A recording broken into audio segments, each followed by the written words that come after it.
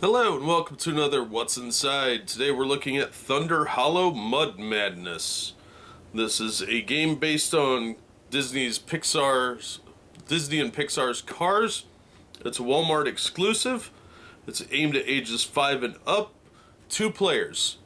Now be aware this is only a 2-player game despite the picturing the 3 children on there for some reason.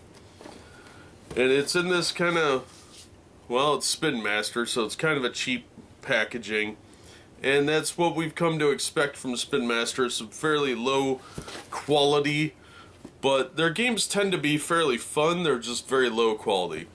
So let's open this up and see what we've got. Now, because this is a Walmart exclusive, it will make it a little harder to find on the secondary market, because this is out of the stores now, and it'll probably be a little more expensive. Alright, so it opens from the top here. And we've got 2 dice and 2 little plastic cars. We'll look at those in a second. Instruction sheet. Then we've got our 4-piece board. So, we'll look at that also in a second. Then we've got our dashboards, which do not want to come out of the box.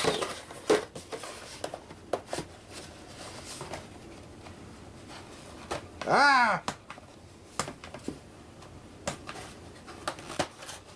Oh, chipped a nail, but got it. Okay, so the dashboards are, we've got the yellow and red cars, obviously. We've got 3 tokens here, and there's 3 spaces on here. So, obviously, you want to earn a token to put there. On the back, it just says Cars 3.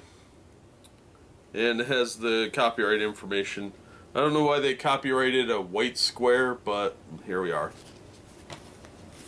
Now, as far as the board goes,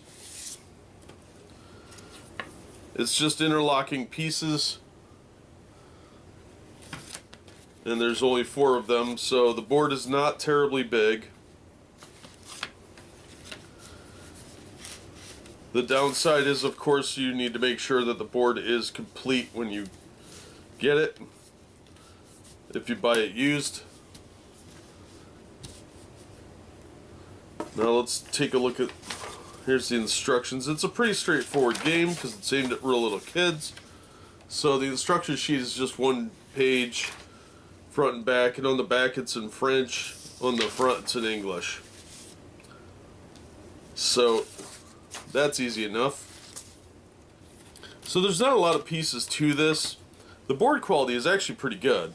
And on the back it looks like there's an art piece of the main character there. So I guess it can always serve as a poster or something if you lose the pieces. But yeah, the board quality is actually pretty good. It's fairly thick.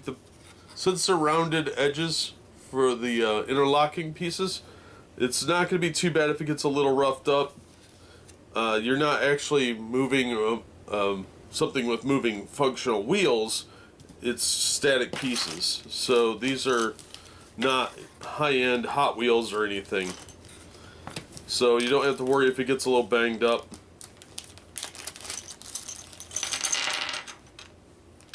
Alright, the main difference here is the dice.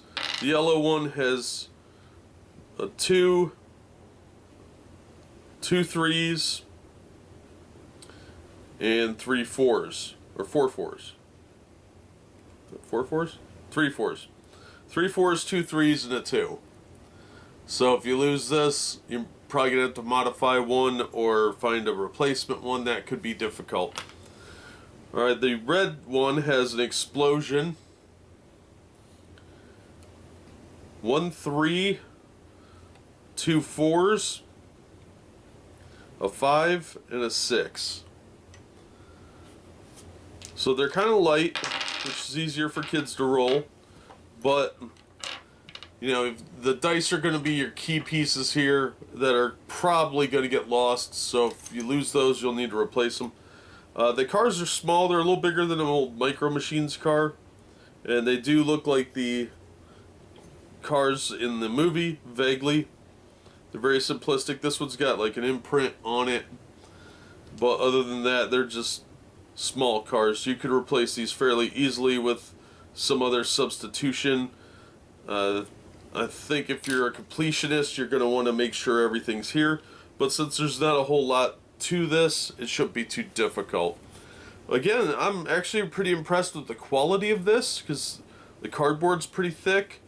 These pieces are okay. They're a little better than I expected. The dice are kind of nice.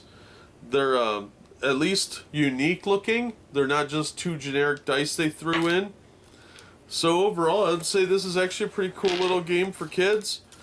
It's very simplistic, very straightforward. Not a lot to it, but there doesn't need to be. So if you're looking for a game that has a movie tie-in for a kid's franchise, this would probably be okay. If you're a collector of Disney stuff, you'll probably want to add this to your collection.